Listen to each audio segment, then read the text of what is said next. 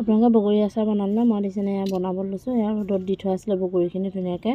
এটা চৰিয়া এটা ধুনীয়াকৈ ৰ'দ লৈছোঁ ইয়াত আৰু মছলাখিনি দি ল'ম। ৰাতি যিহেতু দোকানৰ পৰা আহি লৰালৰিকৈ এইখিনি কৰি লৈছোঁ, ৰ'দত দি মেলি শুকুৱাই থৈছিলোঁ ধুনীয়াকৈ বগৰীখিনি।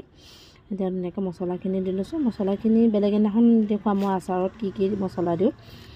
এইখিনি মছলাখিনি খুন্দি লৈছিলোঁ, অলপ ভাজি লৈ খুন্দি ধুনীয়াকৈ ইয়াত মিলাই ল'ম। এতিয়া ধুনীয়াকৈ মিলাই লৈছোঁ। মিলাই লৈ এতিয়া তেল অলপ গৰম কৰিম। তেলখিনি গৰম কৰি ইয়াত মই মিঠি গুটি, কালজিৰা, চফ, জিৰা এনেকৈ দিওঁ আৰু শুকান জলকীয়া এটা দিওঁ, ভাল লাগে এনেকৈ দি। আৰু মই নিমখটো যিহেতু কমকৈ দিছিলোঁ, এতিয়া আকৌ নিমখ আৰু অকণ হালধি একেলগতে দি তেলতে অলপ টাইম বন্ধ কৰি থৈ দিম। তেলটো গৰম হোৱাৰ পিছত এয়া দিছেনে ধুনীয়াকৈ হালধিখিনি দি অলপ টাইম বন্ধ কৰি দিম। ঠাণ্ডা হোৱাৰ পিছত আচাৰৰ চৰিয়াটো ধুনীয়াকৈ তেলখিনি বাকি দিম। ইয়াত ঠাণ্ডা হ'ল, ঠাণ্ডা হোৱাৰ পিছত ইয়াত ধুনীয়াকৈ বাকি দিছোঁ। এনেকৈ বনাই খাব ভাল লাগে। মই